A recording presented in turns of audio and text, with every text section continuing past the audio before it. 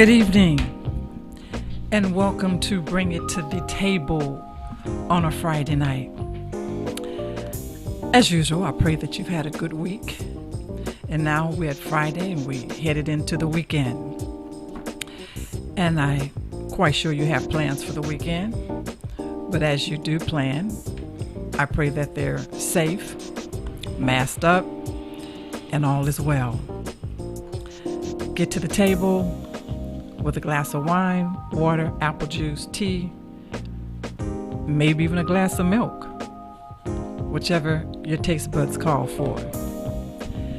Tonight I have a dear friend with me, and I love her dearly. As you know, I am an amputee, so I can't get around not having those that are like-minded or like me to come in on a Friday night and give their story and tell their journey.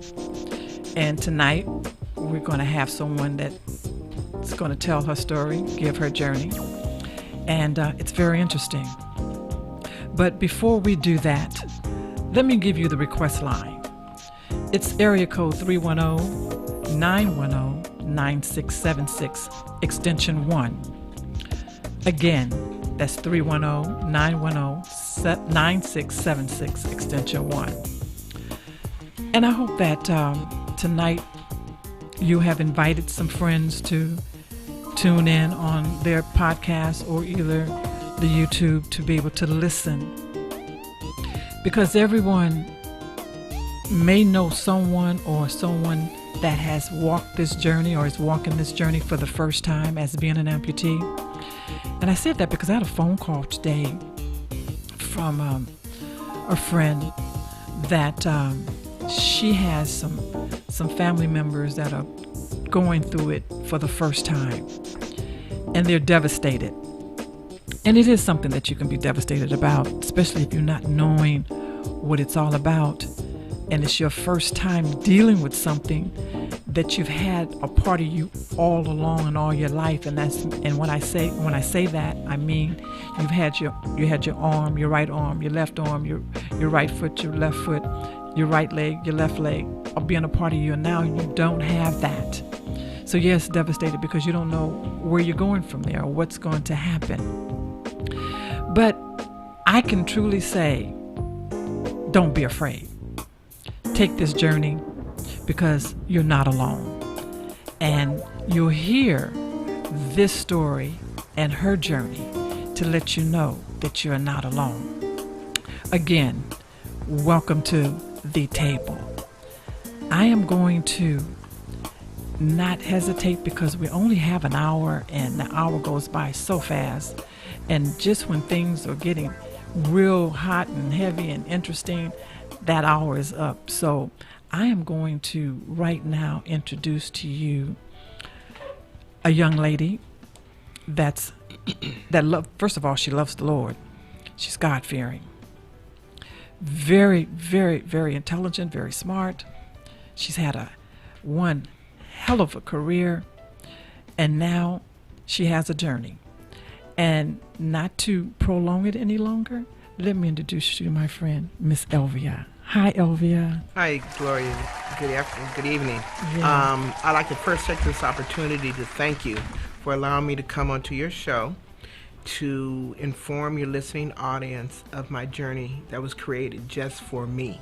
Say it. By God. Mm-hmm. For me to travel through and for me to experience and test my faith in Him. And I hope this experience will give individuals of your listening audience an educational viewpoint from an amputee. I am considered a bilateral amputee. Can you tell them what a bilateral amputee is? I lost both legs below the knee, so I'm a BK bilateral amputee. Mm-hmm. Mm-hmm. And I lost my left leg in 2009, and then 6 years later, I lost my right leg. Wow.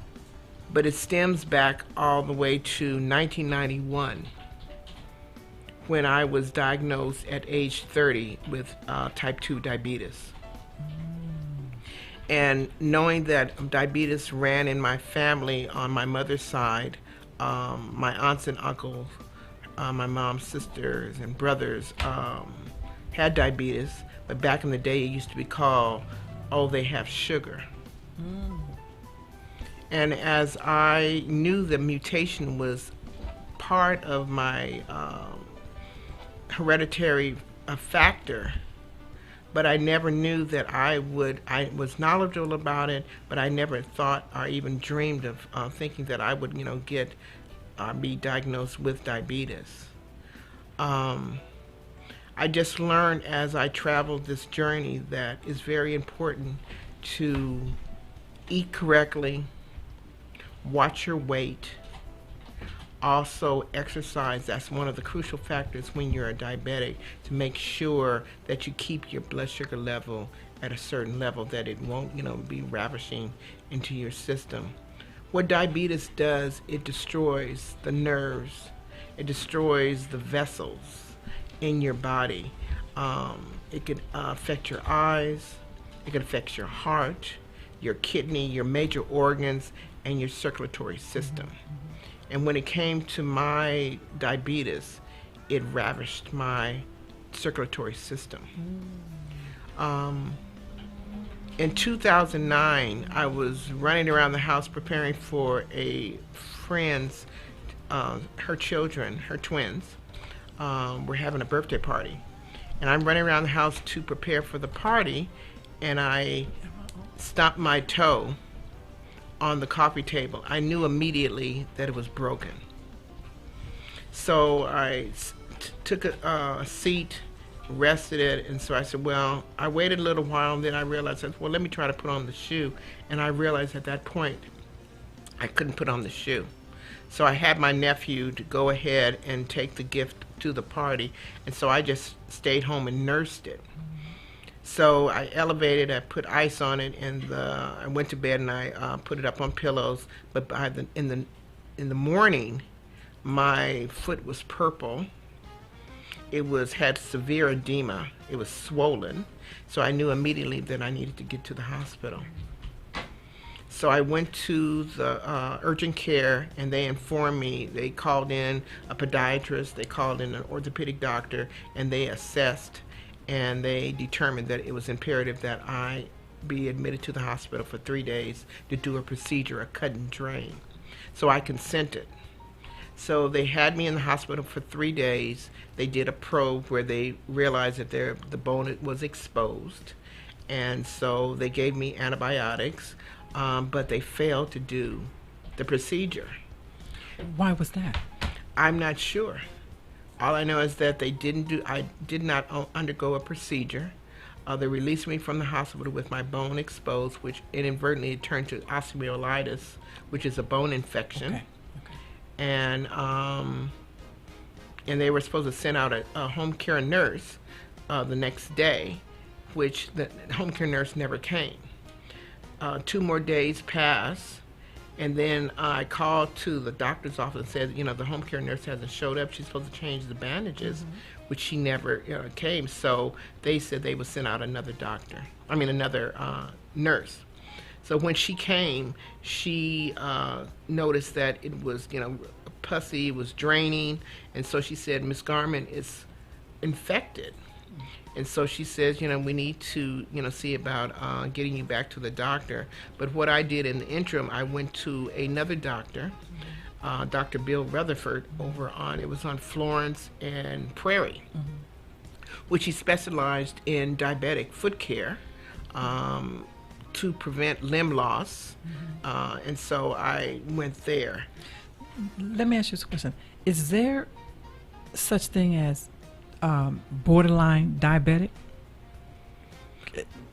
I'm really confused about that when I hear doctors say you're borderline diabetic. Well, there's a tendency that you possibly, the mutation is there.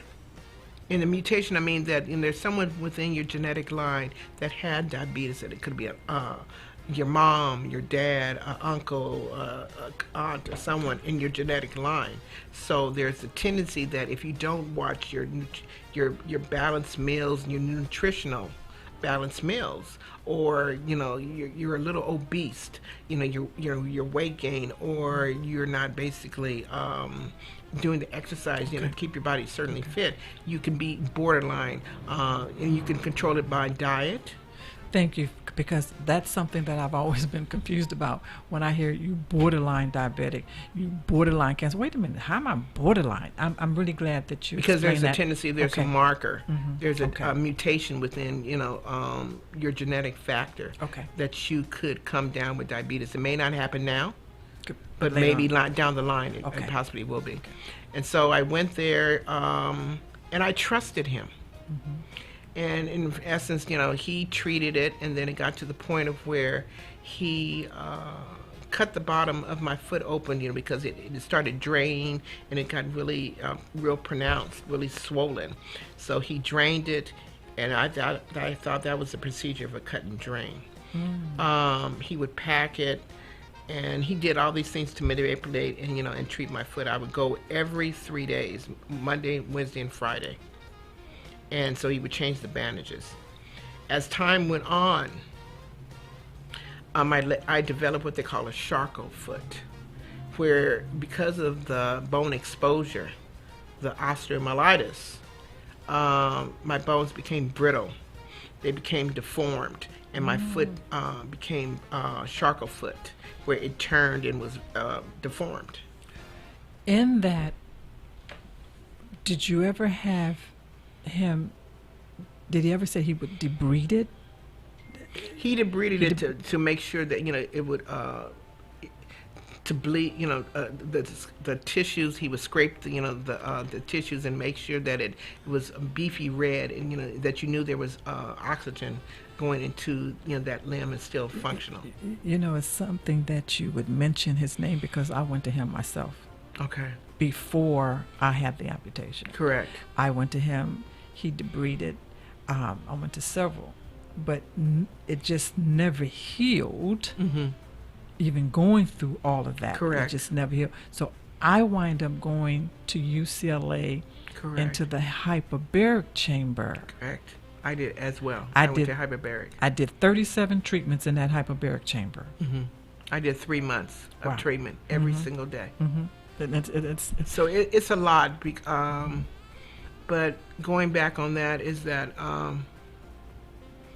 so I knew at that point when the home care nurse would come out of the new one, and she said, "Ms. Garman, something's wrong because the side of your foot has split open, and I'm finding these like little fragments of bone." So she said, you need to get to emergency immediately because something is going on. I knew I didn't feel well. Mhm. The foot had turned very dark, almost black. And so I knew gangrene had set in. Didn't he see that? No, He didn't see that. no. That's what's so mesmerizing to me, that, that you would think a person that specializes in diabetic foot care would know what to do. So I went to the hospital, and immediately the orthopedic surgeon came in, and she talked with my family. She talked with me, and she said, "Ms. Garman, this is not salvageable." And so she said, "We're going to have to amputate the leg." That was my left leg. That was in 2010. After all these treatments with Dr. Rutherford, going through all these different procedures and all this thing, in 2010, in December, the leg was amputated. How did you feel when that was told to you after going through all of those treatments? I felt betrayed. I felt that I trusted the medical industry. I trusted the doctors because they specialize in diabetic foot care. And here you knew that I was a diabetic, and the treatment was not adequate. It was, and it made me feel that you were practicing medicine, you were practicing on me. So my orthopedic surgeon was Dr. Jacqueline Hanna. I went to Centinela Hospital where they did the amputation, and as one of the procedural things that they would do, they said, "Do you know why you're here?" You would answer the question, "Yes." And just to see your clarity of your mindset, that you're not just out there. So I told her it's my left leg, and she said, "Do you know what you're here for. And I said, the amputation. And she says, are you ready? So I said, yes, I am. But I said, before I went in, I said, save my knee. I knew nothing about being fitted for a prosthesis and the necessity of you, saving your knee, because losing the one joint of your ankle or even losing your knee is a game changer. Yes, it is. So they amputated below the knee, and I recovered. I was resilient. I knew what I had to do. I knew I had to take care of business. I went to rehab. I was in rehab for 3 months, learning, how to maneuver. I learned how to rebuild my body, because that was, very important that I gain upper body strength. Because once I stand up, I had to be able to balance myself correctly. So the amputation occurred, and I was fitted for a prosthetic. And when they came in, they said, Ms. Garman, what we want you to do is we want you to stand and take a few steps just to see how it feels. And when I stood up and they had fitted me with the prosthetic, I stood up and I started taking 3 or 4 steps, and I immediately started crying. And she says, oh my God, are you hurting? I said, no. What was the tears? It was tear of joy, because I knew that God was with me every step of the way, that I didn't lose the ability to know how to walk. It was still embedded within my mind that I just needed to just step out on faith. Step out on faith. Let me ask you this, Elvia. After you had your amputation, after you went through all of that, did you ever give Dr. Rutherford a thought? Did you ever reach out to him to let him know that you had to go through this? Yes. I went back over to his facility. What was his reaction? It wasn't much he could say. It was very, it wasn't much he could even say. He just said, oh, I'm so sorry, it happened. But it wasn't, I wasn't angry. It just showed me it made me feel that I need to be my own advocate. I know my body better than anyone. And I want to tell you, listening audience, you know your body better than any doctor. So don't ever give up on yourself. Be as resilient as you possibly can, and be, a spokesperson for yourself. And if you know of others, help them out in the same way. Okay, I recovered through the help of my physical therapist, which is Dr. Charles Guyton with Airport Marina Physical Therapy.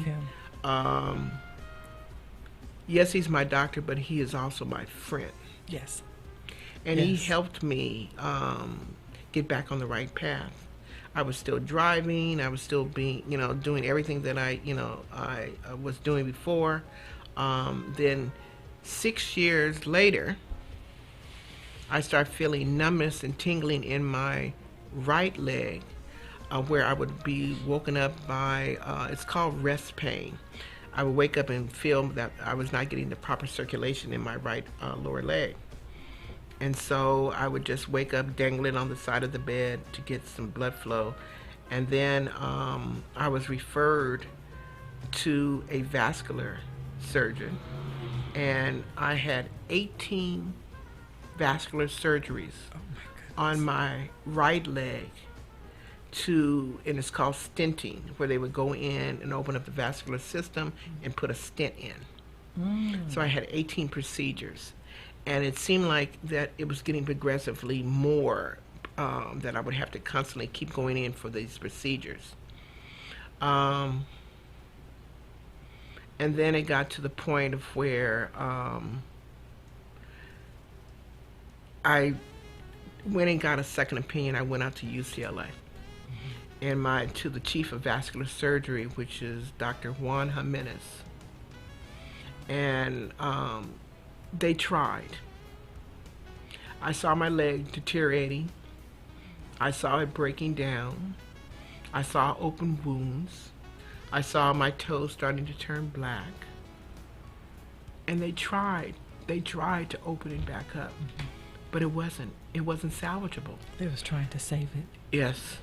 And if I could say this, Charles Guyton is a godsend, because Praise God.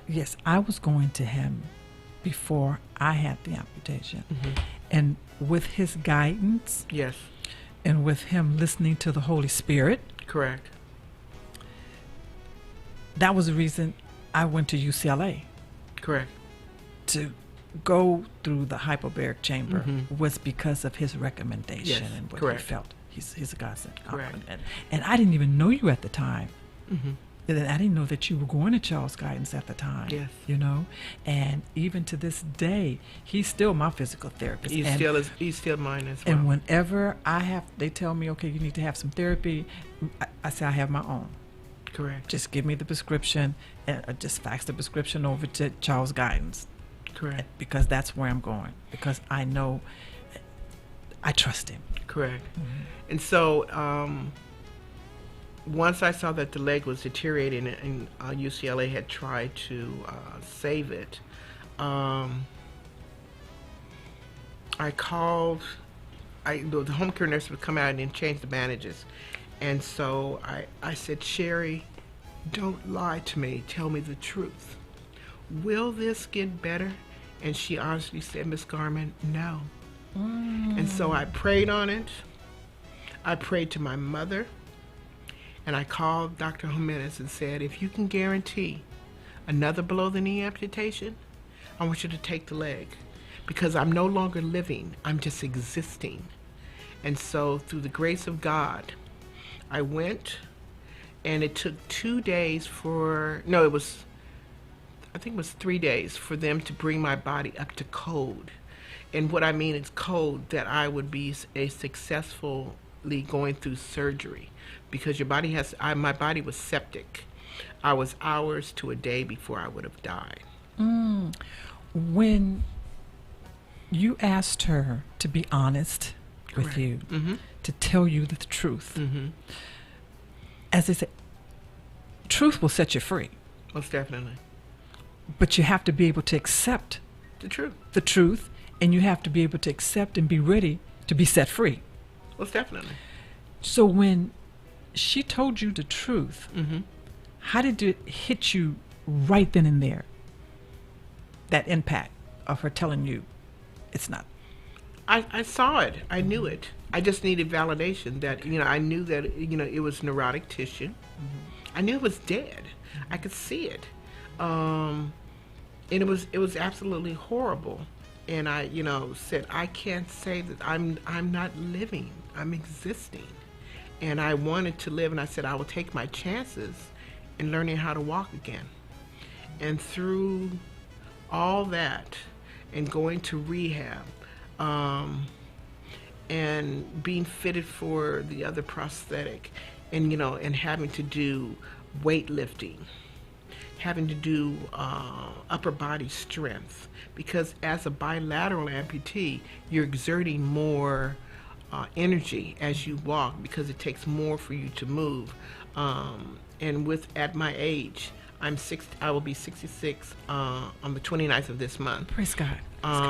So I know that it's not in the variables of me being successful, but I'm trying to beat the odds of saying, yes, I can. Mm-hmm. Because my father was a fighter, my mother was resilient, and I am cut from their cloth. Okay.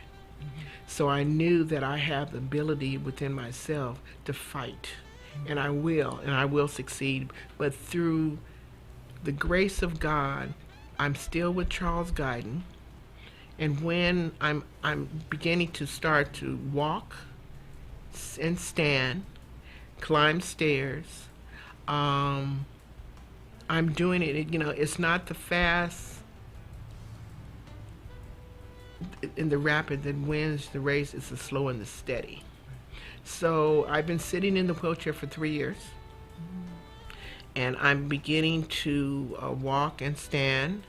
I went out to Rancho Los Amigos, where they taught me how to drive with hand controls. I've been fitted for my prosthesis. So I'm progressing forward. But it's a lot of things that you have to do to condition my body, and I have to do like Pilates, weightlifting, abs, rowing machine, all the various things that is like rebuilding my body back up so that I can be able to be resilient. It's so important for us, and when I say us, I'm speaking of amputees that go through this, to have our own gym. Mm-hmm. Because there are times that we go to a regular gym and we're looked at very strangely. Mm-hmm. And some people are not strong like you and I, Mm-hmm. that can overlook the stare. Sure. But there's more out there that are not strong because they're dealing with a new lifestyle. Mm-hmm. So with this new lifestyle, we need our own gym so that we can become back, and if I could use this word, acclimated Mm-hmm. back into society with our building our muscles and building and having the strength that we need to be able to walk with the prosthetics. Mm-hmm. And it's very important.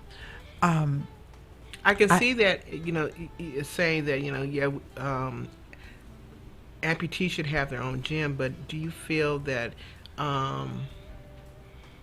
it would be educational to be able to mesh together with people that are, quote, say, not amputees or, quote, normal, so that they can learn that there are people, you look at the people of war, losing limbs in the war times, from Afghanistan to Vietnam to whatever.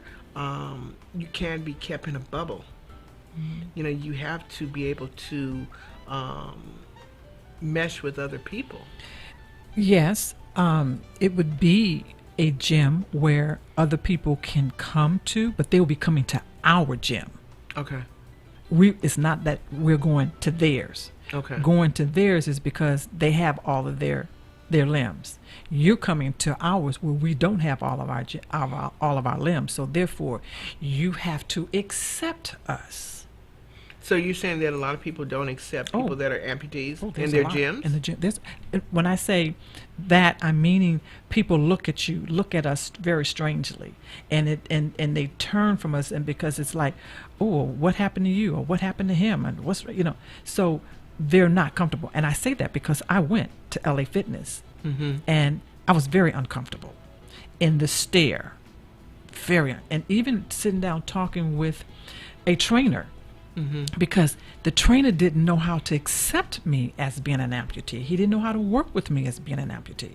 So that's the reason why I say it's easier, and it would be even more comfortable for you to come into our territory, into our life, into our territory, and versus us going into yours. See, I find that to be educational for them to learn about me. Exactly. And I go in with the premise of, telling them a little history about what happened, and then they'll say, well, do you feel that you can do that? I said, well, let me at least try. And it's educating them about amputees, people with disabilities, and most gyms now should be able to, with the ADA, the American Disability Act, they are more than governed to work with amputees, not just because one or two come in and you don't have any equipment that will accommodate them. That's part of American Disability Act. Right, and it should be. So, and that's the reason why I'm saying we would have a gym that's really for amputees, but those that are not can come to that gym, and they will be taught, and they will be getting the education, because now I'm on a new turf. I'm on somebody else's turf. You know what I'm saying? So let me see how they work. Let me see how it works for them, and let me become very educated. And oh, they can do that. Oh, I see. The pain. Okay, I can't do this the way you can do it because I am a BK or I'm a AK. I have to move a little bit differently than you. So now I'm educating the person that have all their limbs, even the trainer. You see what I'm saying? I'm educating them. They're being educated on how to work with an amputee and have compassion and patience. Because when you walk into a regular gym, that trainer is all fit. Some of them may have the patience and some may have the compassion and some don't. Because they fit, they body fit. The women are in, showing their bodies and showing their muscles, and the men showing their six pack. Well, right now you over here in my lane. I'm gonna get to the six pack, but I'm gonna show you how I'm gonna get to the six pack without me having all of my limbs. So it's very educational, and that's the reason why I say it's comfortable for a person to come into my lane to see how I live and see how I do it. Well, see, I mean, I do well with at physical therapy where it's not accommodating just for people that are amputees. And at Mr. Guidance Airport Marina, I utilize all the machines.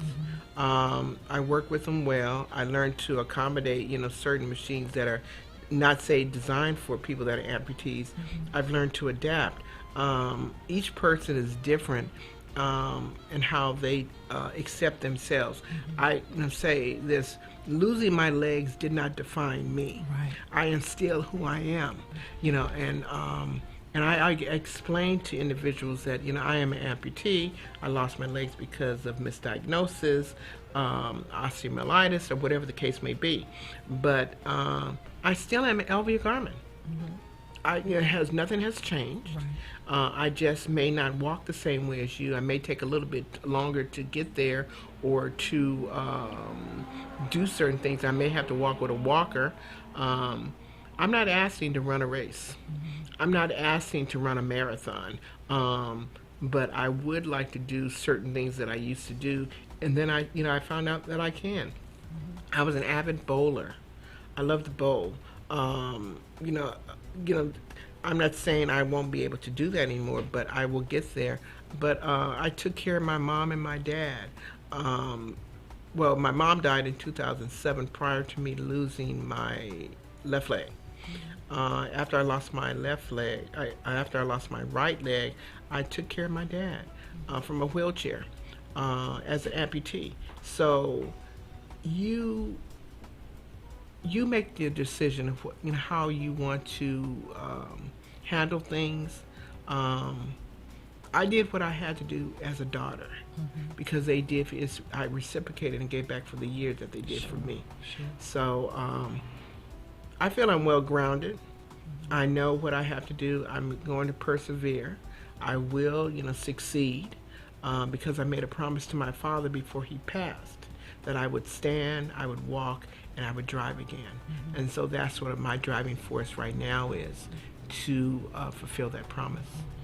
Have you ever gone to a conference where there's nothing but amputees? Yes. It's amazing. The first time that I went, I was like, wow. Yeah.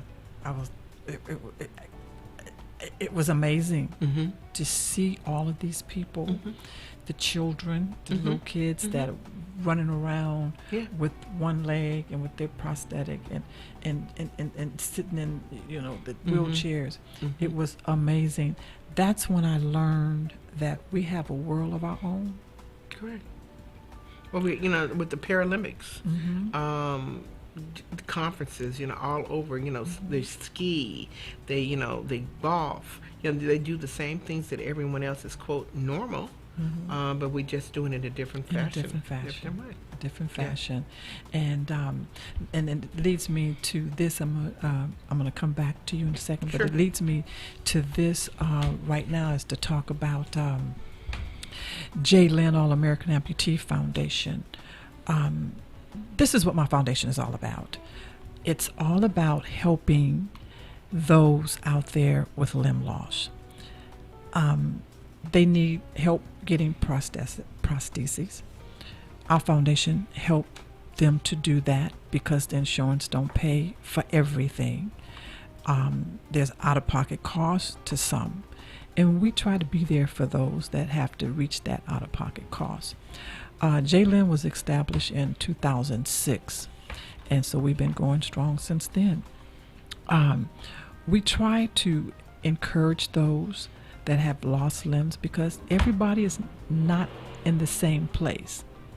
So we try to encourage them, to let them know and to help them to get back and to bounce back into life as it once was, just a little bit different, and that they still can do some things that they wanted to do or that they were trying to do before the accident happened or before whatever the reasons was that they lost their limb. We try to be there for them. And everybody that is going through that needs somebody that understand and have been there and that's walking in their shoes or have walked in their shoes. So this is what J-Lyn is all about, is trying to help them bounce back.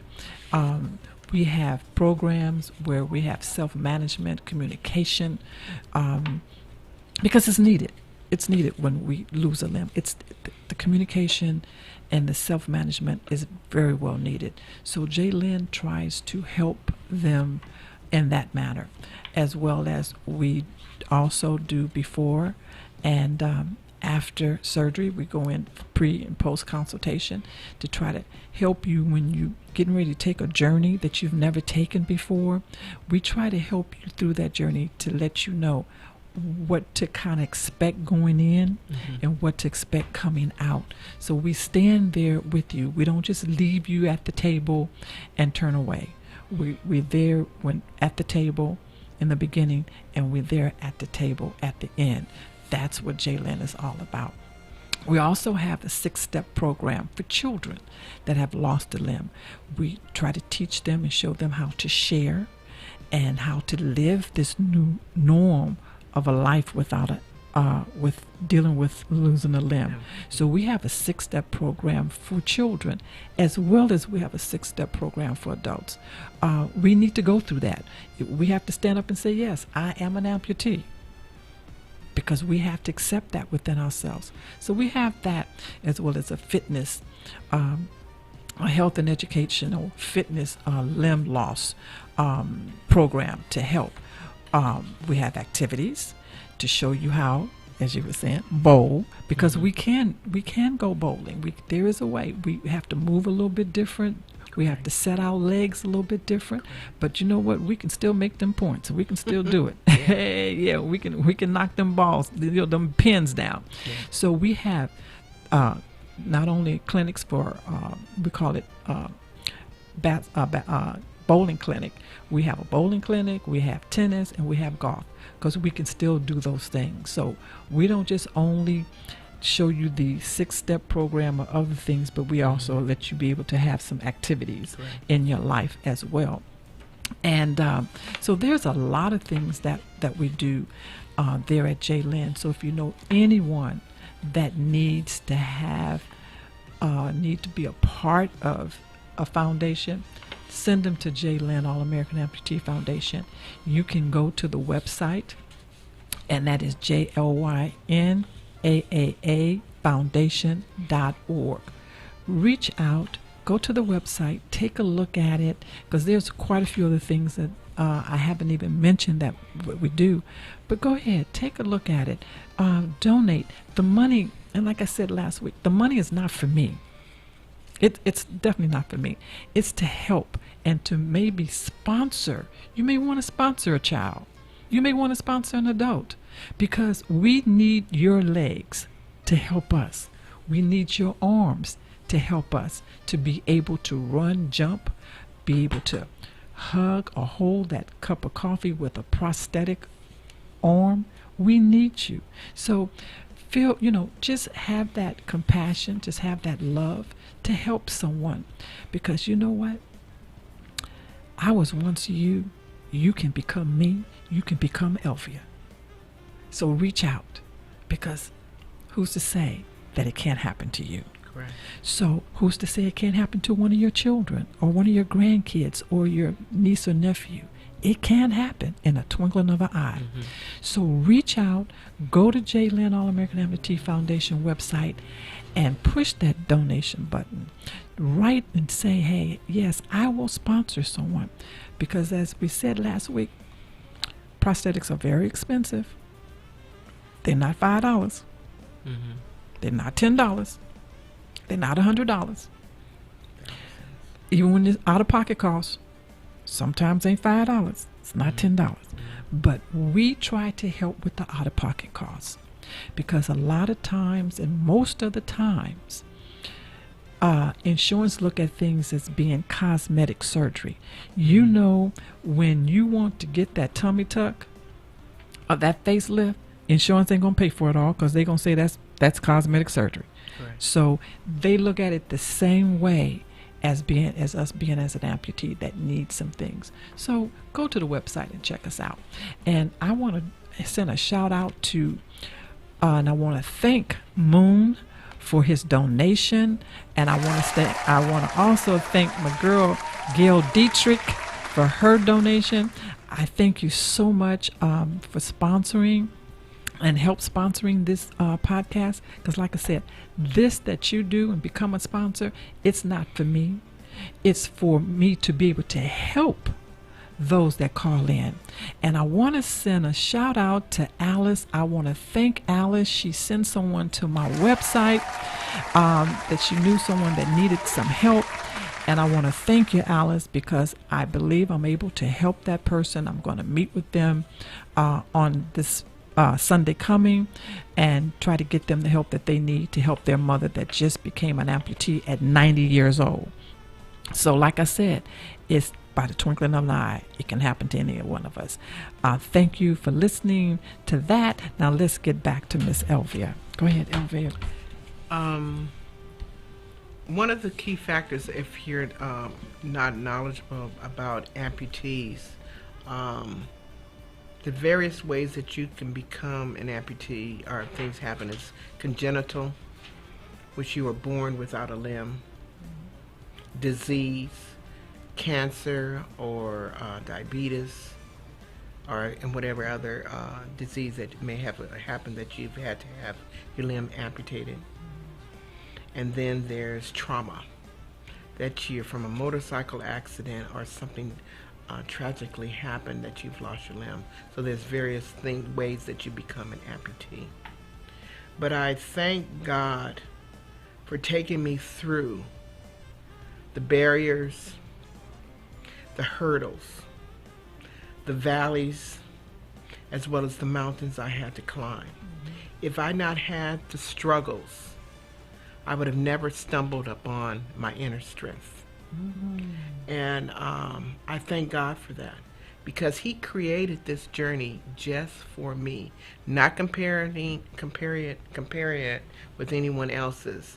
I know what I went through, and I know that I'm a person that I will be resilient and I will persevere. But don't give up on yourself. That's all I want to stress, is don't sell yourself out. And I know when I get up at physical therapy and Mr. Guyton says, "Are you ready?" I said, "I'm ready if you're ready." So he says, I said, "I'm ready." But then I know God whispers in my ear and He says, "I got you." Yes, yes. So I'm good. I'm well. Just be there as a sounding board if I need you to be there, just to listen to an idea, or if I'm feeling a certain way. But I never had a point of where I was depressed. I never had a point of where I felt I was in a lost valley of no return. I always said, how can I do this? Okay, well, I got to work harder. I have to build my stamina. I need to do this, but I will achieve my goal. It may not happen now, but eventually it will still happen. And it's so important to feel that within yourself. And also, it's so important for a person that is going through this journey is to listen to your journey. Sure. Because it can help that person that's feeling very low. Correct. or feeling that there's no way out, Mm-hmm. that's in that valley, Correct. you can come out of that valley. Most definitely. But you have to want to come out of the valley. And it's hard at times because everybody doesn't have that strength, Sure. that inner strength. And it's important that our family, Mm-hmm. our closest friends, Sure. are there with us, Mm-hmm. not for a pity party, Mhm. but there to help us go To support you. through and have that support. Mm-hmm. And Elvia, on this journey, I have come in contact with so many amputees where their families have turned their backs Mhm. on them Mhm. because they've been very embarrassed Mm-hmm. to have a sister or a daughter or a wife Mm-hmm. in this journey. Mm-hmm. And that puts them in a lower valley Mm-hmm. because now my family don't They Look- shun you. Yeah. they don't look at me the Sure. same. But I need them to look at me the Mhm. same. I need them. Mm-hmm. And that's the reason why I say, when I ask you to be, I need your arms. Mm-hmm. I need your arms because I've lost one arm. But I need your arms to let me know that I can be strong and I can go through this and I can work with the prosthetic arm Correct. and still pick up that cup of coffee. Mm-hmm. I need your legs to be my legs so that I can walk Mm-hmm. with that prosthetic. Mm-hmm. That's what I mean when I'm reaching out and say, be our, for you, let your legs and arms be ours. Correct. That helps us to pull us up by our bootstraps. Mm-hmm. You know? you know- And listening to you, I am so proud of you. A lot And of I people are love that. amazed Mhm. at what, I'll tell them, I said, I got to go to the grocery store. And they said, you go to, how do you grocery shop? And I said, oh, that's easy. I have one of the cashiers get a basket, put it at the end of an aisle. I put the little basket in my lap. I go and get all my items, put them there. I said, I do all my grocery shopping on my own. Sorry about that. That's okay. I do all my grocery shopping on my own, and I got it. And I go real early in the morning. I go to 6 a.m. I'm out the house, gone, and get back before anybody wakes up, and I've done it. You want some help there? Yeah, I think it's falling out a little bit. Sorry about that. Yeah. Okay. Is my head too small? No, I'm teasing. No. But anyway, but yeah, I'm very independent. That's just part of my character. I don't want to be a burden to anyone. I don't want anyone to feel that, well, who's going to take care of her? Well, what can I, that's not me. I will ask for help if I need it, but I try my best to always do it on my own. Yeah, and you know what? That's so important for people to know that about us. Mm-hmm. We try to do things on our own. Mm-hmm. If we need the help, we'll ask for it. Because I know for me, I don't want you to say, "Well, can I do this? Do that?" No, let me do it. Sure. And I know that people don't mean any harm, and they want to be there for you. Mm-hmm. But I need you in other ways to be there for me. Correct. But yes, I try to do it on my own. Sure. I know when I left, I went to Rancho, and when I came home, my son took my car. Mm-hmm. He took my car and said, "Oh no, you're not driving," because he knew I would have gotten in my car and I would have went on to the store. I would have did whatever. Mm-hmm. No, no. He took my car for at least a good 2 weeks and kept it and let me kind of heal Sure. and before getting behind the wheel, and that was good. My family right now, their concern is because I walk up 32 steps every day. I have to go up and down steps, go in and out. And yes, sometimes it gets to me. Sure. And it's supposed to from time to time, because it'll get to anybody with two good legs from time Sure. to time going up and down the Exactly. stairs. But they rather me be downstairs. Mm-hmm. And sometimes I wish. But the only difficult part of that is when I've gone grocery You shopping, have to carry the I groceries. forget wow, when I pull up in front of my house, I said, oh my goodness, I got all these bags I got to take up. Exactly. Some of them I can't take up right then. But then the Lord always make it where somebody is coming in and they say, oh, I got this for you. I'll take this up, you know. And so it works out. And then there's times that it doesn't. Correct. But we do want to have that own, feel very independent on our own and not feel sorry for us or not let us go through, because that's the worst thing that can happen, I think, is you feeling sorry for us that's in this journey, because this is our life now. And to feel sorry for us make us say, hey, wait a minute, come on now. Yeah. This is my journey. Don't feel sorry for me. Correct. You know, when I take, it's a transportation company that's called Access. That is my mode of transportation currently, and you know, and they'll bring me up. And when I go to the grocery store, you know, it's called Beyond the Curb, where they'll bring the groceries to my front door. So they have a tendency. I have a ramp. And the driver wants to push me up the ramp. And I said, no, I don't need you to push me up the ramp. I pull myself up because that keeps my upper body strong. And so, they're amazed and say, oh my God, you can do that? And I'm going, oh yeah, most definitely. I said, you know, if I need assistance, I will ask. But other than that, as I said again, I'm very independent. And I have a goal. And in order for me to stand and get in my car to drive, which my car is converted to hand controls. So I'll be there. And when I'm out on the road and I see you guys, you know, I'll give you that little high five. That high five stuff, I know it. But I'm good. That's good. And I noticed tonight when you were coming in, the gentleman that's here in the studio before me, DeWitt Brown, that does the gospel music, first thing he wants to say, oh, can I help you? And she said, no, I got this. Yeah. I got this. She rolled herself right on in. And that's a beauty. Sure. That's a beauty. Well, you know what? We're getting close to that time. And Elvia, I thank you so much for joining me tonight and just educating our people and just educating me too on bilateral. And I just thank you so much. And I know God's got you. Yeah. And I see you in physical therapy from time to time when I get there a little early. How you work. You do better than me at times. You know, I work out. You work out 3.5 hours. You got it, girl. You got it.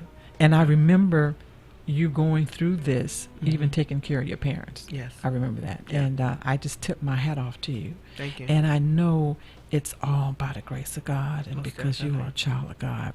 And again, I want to thank my listeners tonight.